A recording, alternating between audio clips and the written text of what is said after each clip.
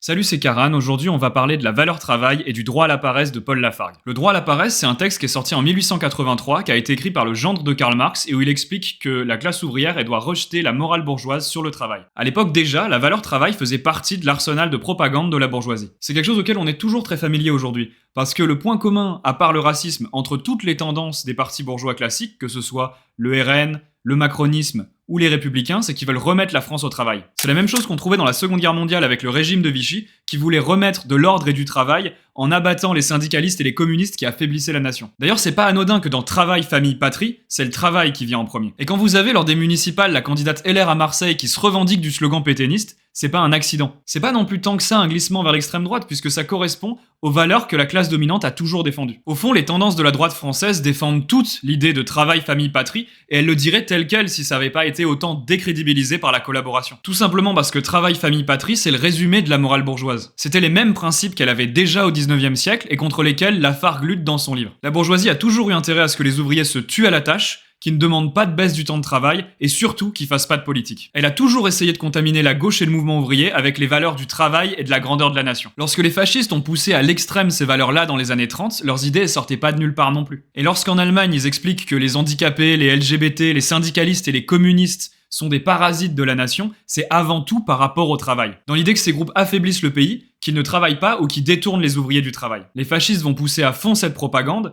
ils vont assassiner les communistes et les syndicalistes, mais c'est pas eux qui ont inventé cette logique-là. Ils ont juste récupéré la même morale qui existait déjà depuis un siècle sur le travail. Entre la Startup Nation, la droite conservatrice et les fascistes, on retombe toujours sur la même base, qu'il faut redresser le pays en remettant les gens au travail. Même aujourd'hui, 99% des arguments de la droite et de l'extrême droite contre la gauche, c'est toujours lié au travail. C'est toujours soit les gauchistes travaillent pas, ils veulent pas travailler, ou ils veulent que les gens soient désassistés. C'est-à-dire exactement les mêmes arguments qui tournent en boucle depuis plus d'un siècle. Qui consistent à expliquer aux salariés que leur travail c'est pas de l'exploitation mais c'est de la participation sociale, que c'est normal de passer sa vie au travail, et que la pire des choses pour une société ce serait la paresse et l'absence de travail. À l'époque de Lafargue déjà, il y avait des socialistes pour tomber dans le panneau et pour rallier la bourgeoisie sur la valeur travail. Mais à l'époque, il y avait aussi des gens pour expliquer pourquoi les marxistes devraient dénoncer ça. On peut se demander ce qui a pu se passer entre temps pour qu'on en arrive au stade actuel où l'an dernier, un dirigeant d'un parti qui se dit communiste peut se dire contre l'assistanat et pour la valeur travail. Et en plus de ça, d'ajouter qu'il est en désaccord avec le droit à la paresse de Lafargue et qui renie la position marxiste. Autant à ses débuts, le mouvement ouvrier se disait souvent le camp du travail, comprendre le camp des travailleurs contre le capital, autant aujourd'hui ça a plus du tout ce sens-là. Aujourd'hui, utiliser les mêmes mots que la bourgeoisie et reprendre sa valeur travail, ça revient juste à l'aider à faire passer la pilule, à l'aider à faire sa propagande auprès des salariés. Et actuellement, dans le mouvement ouvrier, le PCF est loin d'être le seul qui se sent plus proche de la valeur travail de la bourgeoisie que du droit à la paresse de Paul Lafargue. On en a déjà parlé dans la vidéo sur la République, vu que les réformistes ont tendance à capituler devant les valeurs morales de la bourgeoisie, ils vont faire la même chose sur la valeur travail. Suffit par exemple de voir un François Ruffin qui est sur des idées réformistes de plus en plus à droite et qui s'est fait une spécialité de mettre en avant la dignité des exploités. En soi, l'idée d'une fierté ouvrière, c'est pas quelque chose de mauvais, ça a même joué un rôle positif pendant très longtemps. Mais faut comprendre que du point de vue de la bourgeoisie, c'est pas quelque chose de nécessairement négatif que les travailleurs trouvent une certaine fierté dans l'effort, dans le travail salarié et dans l'exploitation. Là où ça devient problématique, c'est quand les travailleurs commencent à demander moins d'heures de travail, de meilleurs salaires et à abolir l'exploitation en général. Mais la dignité en elle-même, c'est quelque chose que la bourgeoisie peut être prête à accepter. Dans les années 60-70, lorsque le PCF s'est éloigné des positions révolutionnaires, par exemple, il a énormément joué la carte de la fierté de l'identité ouvrière. Parce qu'il avait encore beaucoup de prestige, des bastions et une implantation énorme dans les milieux ouvriers. Il faut se dire que c'est pas pour rien si aujourd'hui la bourgeoisie peut être très contente de revisiter de manière romantique les milieux ouvriers de l'époque, le travail ouvrier même du 19e siècle, etc. Justement, pour la bourgeoisie, c'est nécessaire de reconnaître la dignité et la participation à l'effort social de la classe ouvrière pour pouvoir faire tenir son régime. Justement parce qu'il faut lui vendre un tableau qui est pas seulement un tableau d'exploitation, mais qui a quelque chose d'un peu plus gratifiant. Et parce que la classe dominante se rend bien compte que ce qui est incompatible avec son régime, c'est pas une classe ouvrière fière, c'est une classe ouvrière révolutionnaire. Les deux sont pas forcément contradictoires, mais c'est évident qu'au siècle dernier, la bourgeoisie, elle a compris qu'il y avait moyen d'identifier la fierté ouvrière et sa propre valeur travail. Elle a compris que c'était une bonne chose pour elle de gratifier moralement le travailleur exploité et dur à la tâche. En ce sens, elle a tendu un piège au mouvement ouvrier et les réformistes ont sauté dedans, le PCF en premier. Et ce qui est incroyable avec le texte de Lafargue, c'est qu'il réagit déjà à cette capitulation morale des réformistes, alors que le mot réformisme n'existe même pas encore. Aujourd'hui, les directions du mouvement ouvrier ont consciemment oublié le contenu de ce texte, que personne prend au sérieux et dont personne prend en compte les critiques. À tel point que quand Roussel cite le droit à la paresse, on comprend qu'il pense que c'est juste une éloge de la paresse en général et qu'il a sûrement lu que le titre. Mais si les réformistes s'intéressent plus à ce texte, c'est pour de très bonnes raisons. C'est parce que derrière le côté humoristique de Lafargue, en fait, ils critiquent leur capitulation morale face aux valeurs de la bourgeoisie. Il démontre point par point la valeur travail et il donne les arguments dont on a besoin en tant que marxiste pour lutter contre les moralistes d'aujourd'hui. Je vais pas vous faire un résumé complet du texte, mais je vais revenir sur 2-3 points qui sont d'actualité et sur lesquels Lafargue répondait déjà à l'époque. D'abord, la question de savoir si la paresse rend décadent. C'est quelque chose qu'on retrouve beaucoup dans la morale de droite, et en particulier dans certains délires très spécifiques de l'extrême droite. Notamment avec l'exemple de l'Empire romain qui se serait effondré parce que les gens ne travaillaient plus, qui passaient leur temps à manger et à organiser des orgies. Comme la version moderne de cette idée qui serait que l'Occident serait devenu décadent parce que les gens ne travaillent plus, parce qu'ils se sont éloignés des racines, des valeurs traditionnelles et du travail agricole. Pour répondre à ça, déjà il faut se dire que ça se base sur la déformation d'une idée qui est plutôt juste à l'origine. C'est-à-dire que si on considère le travail sous sa forme la plus simple, c'est-à-dire comme une activité physique ou intellectuelle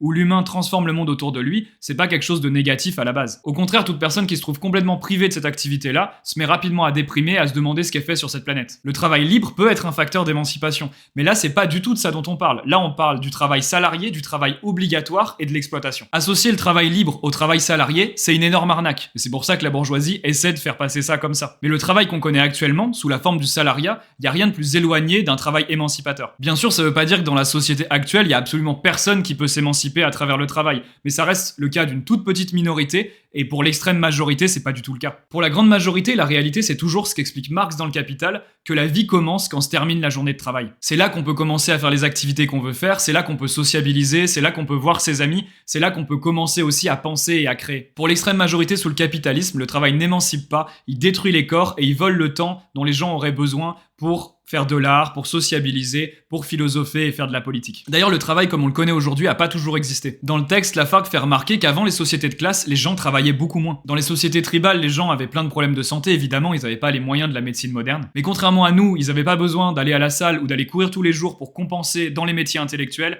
et dans les métiers manuels d'arrêter de travailler à 40 ans parce que le corps est détruit. La bourgeoisie aime bien mettre en avant que la condition ouvrière s'est améliorée par rapport au 19e siècle, mais il faut garder en tête qu'un des trucs les plus destructeurs pour le corps et pour le cerveau, c'est la répétition et la quantité du travail. Même dans les métiers de bureau, la répétition des heures et des journées de travail finit par détruire le dos, les yeux, etc. Un autre élément intéressant dans le texte, c'est que Lafargue montre que toutes les classes dominantes de l'histoire ont toujours considéré le travail comme dégradant. Il écrit par exemple que chez les Grecs anciens, il y avait que du mépris pour le travail et seuls les esclaves avaient le droit de travailler. D'ailleurs, Aristote est le premier à expliquer que les gens commencent à philosopher seulement quand ils ont plus besoin de travailler. C'est son cas à lui, comme celui de tous les philosophes de l'époque, qui peuvent penser uniquement parce qu'ils ont des esclaves derrière qui travaillent. Le citoyen grec, c'est précisément celui qui, parce que propriétaire d'esclaves, n'a plus besoin de travailler. Ce rapport des Grecs au travail, on va aussi le retrouver dans la République de Platon, où il explique que le travail dégrade les gens et que du coup c'est normal que les gens qui travaillent n'aient pas de droits politiques. Il dit aussi plus ou moins la même chose sur les marchands, et il explique que dans sa société idéale, tous les citoyens qui seraient coupables de commerce de boutique prendraient 1 an de prison et que ça doublerait à chaque fois qu'ils se feraient prendre. C'est quelque chose qu'on retrouve aussi dans la manière dont les Grecs traitent leur dieu du travail manuel, Héphaïstos,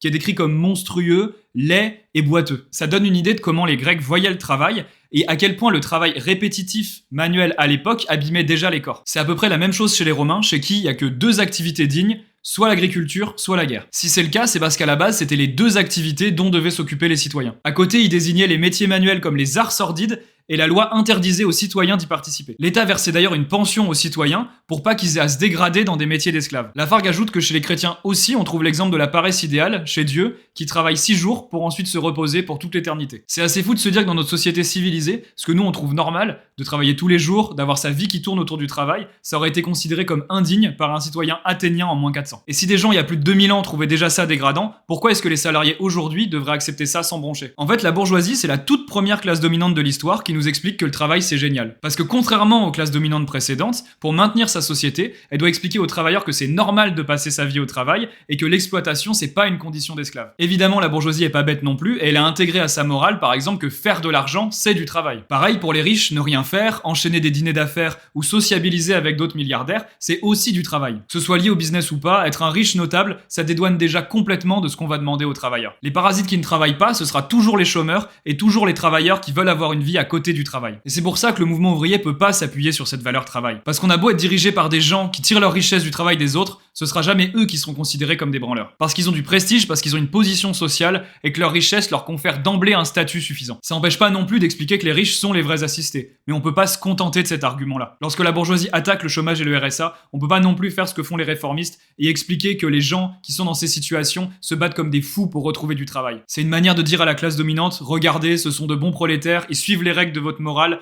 alors les maltraitez pas trop. Ce que Lafargue et les marxistes répondent à ça, c'est qu'effectivement les gens sont obligés d'aller quémander du travail, mais ça a rien de quelque chose de positif. Le mouvement ouvrier a aucun compte à rendre à la bourgeoisie sur la motivation des travailleurs. La dignité des gens dépend pas de leur degré d'exploitation, et traiter les chômeurs de cette manière-là, c'est une capitulation morale. Le rôle du mouvement ouvrier, c'est pas de convaincre la bourgeoisie que les travailleurs jouent le jeu, c'est de diminuer et de supprimer définitivement le salariat. Au contraire des réformistes qui capitulent plus ou moins sur l'assistanat, la position des marxistes, c'est de dire que si la bourgeoisie est pas capable d'employer tout le monde, elle a qu'à rendre le pouvoir à la classe ouvrière. Si le système est à bout de souffle et que les réformistes arrivent pas à obtenir le minimum syndical en quémandant, c'est qu'il faut changer le système. Et en attendant, c'est normal que les syndicats et les partis fassent payer la bourgeoisie rubis sur l'ongle pour chaque travailleur qu'elle est incapable d'employer. Si elle a trop de diplômés par rapport au marché du travail, c'est son problème.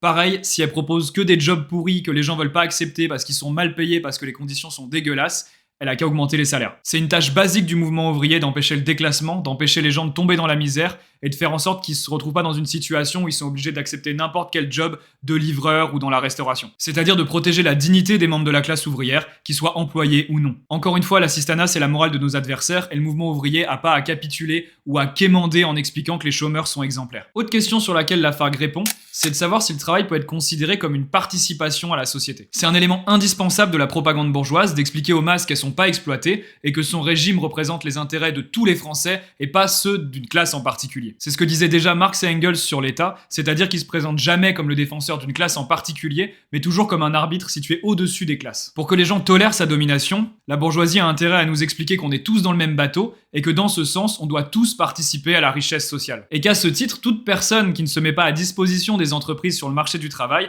est un parasite qui refuse de participer comme tout le monde. À part les capitalistes eux-mêmes, bien sûr, puisqu'être entrepreneur est la plus belle des participations à la société. Et à force de propagande, la bourgeoisie a réussi à infecter le mouvement ouvrier et ses directions de ces éléments de sa morale. Cette propagande, elle est plutôt efficace parce qu'instinctivement, beaucoup de gens se disent que c'est normal de participer à l'effort collectif et que si personne travaille, il n'y a pas grand-chose qui va tourner. Et c'est pas faux, ce sont les travailleurs qui font tourner la société, et même dans une société sans classe, il y aurait forcément une petite partie de travail obligatoire à effectuer pour que tout tourne. Mais sous le capitalisme, le salariat, ça a rien à voir avec ça. C'est quelque chose qui est bien illustré, je pense, par l'épisode pendant le Covid où tout le monde applaudissait les travailleurs indispensables à la société. Si le travail était réellement une participation sociale, les infirmières seraient les personnes les mieux payées du monde et qui travailleraient le moins. Mais c'est pas du tout le cas et ça peut pas l'être sous le capitalisme. Dans ce système, l'État va juste tirer son chapeau aux travailleurs une fois tous les 10 ans. Le reste du temps, il détruit le droit au chômage, le droit des salariés, le droit aux retraites, pour faire en sorte que les entreprises aient toujours une main-d'œuvre à disposition pas chère sur le marché du travail. Parce que sous le capitalisme, le travail c'est absolument pas une participation sociale, c'est de l'exploitation. C'est l'exploitation de la force de travail au bénéfice du capital. Même les métiers qui enrichissent pas directement les capitalistes, comme les fonctionnaires,